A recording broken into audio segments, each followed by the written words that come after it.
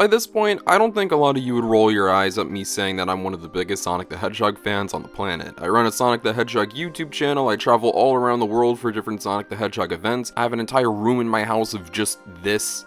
Yeah, I don't get any This is a character that has meant something more to me than I can describe for so long. If it wasn't for that first Sonic movie in 2020, I would not be where I am right now. I wouldn't have this YouTube channel. I wouldn't have all the opportunities I have. I wouldn't have some of the friends I have. I'd probably be in college doing normal things and being a normal person, but no, I'm doing this. Not only did Sonic change my life, but the Sonic the Hedgehog movie changed my life. So when it was announced that there would be a Sonic the Hedgehog 2 and all of the marketing rolled out for it and it looked absolutely amazing, needless to say, I was extremely excited for it. I didn't really think that there was any way this movie could disappoint me. Every single person who worked on that first movie was returning. One of the biggest things I loved about the Sonic movie was how they wrote Sonic's character, so the way that Tails and Knuckles would be written, not only just that, but the continuous development of Sonic and those previous characters like Robotnik and maybe even Tom would be amazing, so I wasn't really worried about that. I thought Jeff Fowler was a very competent director. I thought the cinematography was much improved from what I saw in the trailers. I thought that this would be a walk in the park, this would be a fan favorite, this would be amazing. Not only that, I felt so confident in this movie that I flew all the way from the United States to the UK so I could see the movie early. I flew over there with some of my best friends in the world, we were so excited, but then on the plane,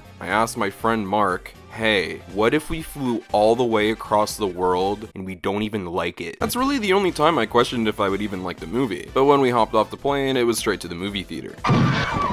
We sat down, we watched some awful movie trailers, and it was time. And when the credits started rolling and that Kid Cudi song played, my friends looked right at me, and they knew exactly what was going through my head with the look on my face. I was disappointed by the Sonic movie too. Now before you go into the comments and start screaming at me and telling me that my opinion's wrong, I just want to say, I don't think Sonic movie 2 is a bad movie. I didn't hate this, I didn't have a bad time watching this, in fact it's very entertaining at a lot of points. I'd even call it slightly above average, but a lot of the most important qualities in a movie were not done well here. Ricardo, how could this be? This is the Sonic movie 2, this is something you've been excited for so long, following up one of your favorite pieces of Sonic media ever. How could this happen? Well, you're about to find out today in my review of the Sonic the Hedgehog movie 2.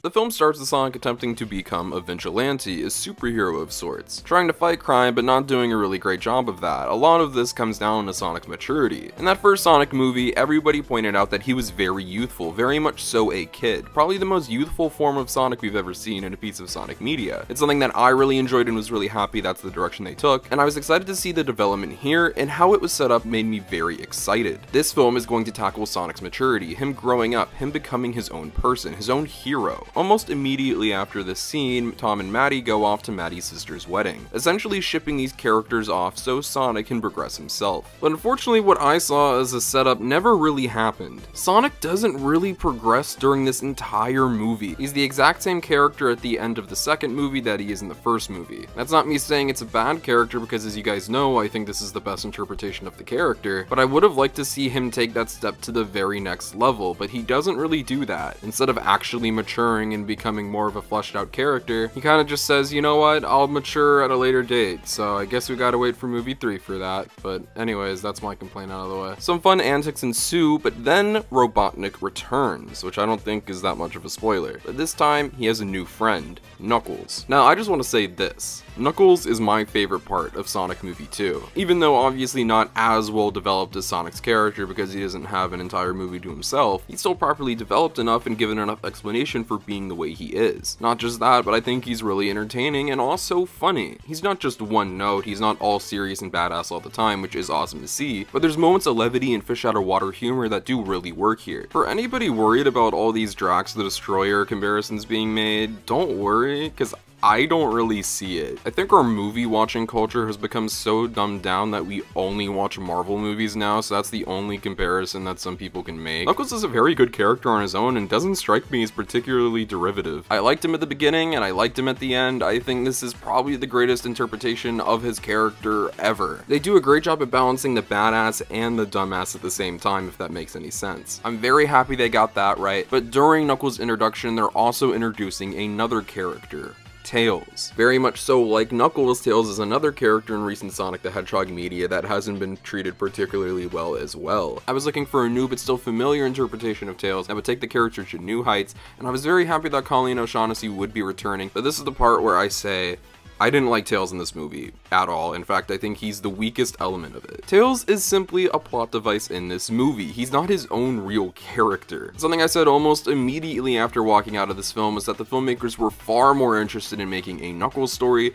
than a Tails story, which is so weird because Tails was set up at the end of the first movie. You'd think they have more stuff for him to do and an idea of where to take him, but no, I don't think that they could have cared less about Tails. During the rollout for this film, a lot of people questioned why Tails was being sidelined, not shown that much in comparison to Knuckles. Well, now I think we have our answer. Tails is not in this movie that much, and when he is, he's just an exposition machine. He's there to tell Sonic that Knuckles is coming, but like, how does he know that Knuckles is coming? If they elaborated on this more, gave Tails and Knuckles more of a dynamic from the past, that would have been cool. But no, they wanted to stick to the source material, which I respect, but they take the route of Tails just being a Sonic fanboy, which doesn't make sense at all. He was literally just watching Sonic throughout the first movie. Like, why didn't he help out at any point during that? We know that Sonic and Tails are best friends in every other interpretation, but I don't buy them here. The writers knew that we know these two are going to be best friends, so they're like, okay guys, they're best friends, believe it, and we're not going to do anything to make this relationship develop or grow. Sonic and Tom's relationship in the first movie is oddly very realistic and well done. James Marsden and Ben Schwartz have a lot of chemistry together. They don't start off as best buddies. It takes moments and revelations for things to grow. That's not the case here. It says a lot when I buy this relationship more than this relationship. I won't go into too much details, I don't want to spoil anything, but the bar scene here is clearly supposed to be what the bar scene was in the first movie, but this time with Tails. It could have worked if they weren't more focused on doing a dance sequence to Uptown Funk. There is some good stuff in the scene, and I really do see what they were trying to do, but instead of laying more groundwork for these two beforehand, this is really the first time when we see the two actually interact, and they're kind of already friends before their talk. It's not a bad talk, it's not a bad scene, I just think the relationship could have been handled better overall. Seeing Sonic and Tails on the screen together being friends is great. It's emotional seeing something that I love treated with love and respect. This is still better writing and depictions of these characters than any other media we're getting right now, but I just wish Tails was given the same kind of respect Tom was given in the first movie, which is kind of crazy to say, because by the end of this thing, I buy Sonic and Knuckles as friends more than I do Sonic and Tails, which shouldn't be the case. These two characters being properly introduced at almost the exact same time brings up one of my biggest issues with the film, and that is its pacing. This film feels rushed and all over the place. Unlike the first movie, which really doesn't need to do that much as it's a very straightforward and at times generic film, even though I still love it, this has a lot more stuff going on, which is both a blessing and a curse. While we do get some genuinely interesting and fun things that expand the Sonic movie universe, like I said, it's a lot of stuff, and the filmmakers didn't really do a good job at pacing or balancing it. From there, the story goes on, and it's really honestly everything you've seen in the trailers. Sonic and Tails trying to get the Master Emerald before Eggman and Knuckles do. It is a very generic and simple plot, much like the first movie, but the difference with this one and the last one is the first movie was properly paced, characters were well written and developed, relationships were able to grow, but this one has so much stuff going on to where we're not able to devote too much time to all of that. It's constantly moving and there's no real time to breathe. Even the saloon scene, which is supposed to be the time to breathe, isn't, because we have a 5-minute long scene to Uptown Funk you up. But I think a part of this movie that everybody will be able to unanimously agree upon as to not being very good was the wedding subplot. Instead of really focusing on Tom and Maddie all that much, which Tom does get focused on a decent amount, is Natasha Rothwell's character getting a lot of the spotlight. And nothing against Natasha Rothwell, she by far was the funniest human character in the first movie, so I understand why they wanted to do more with her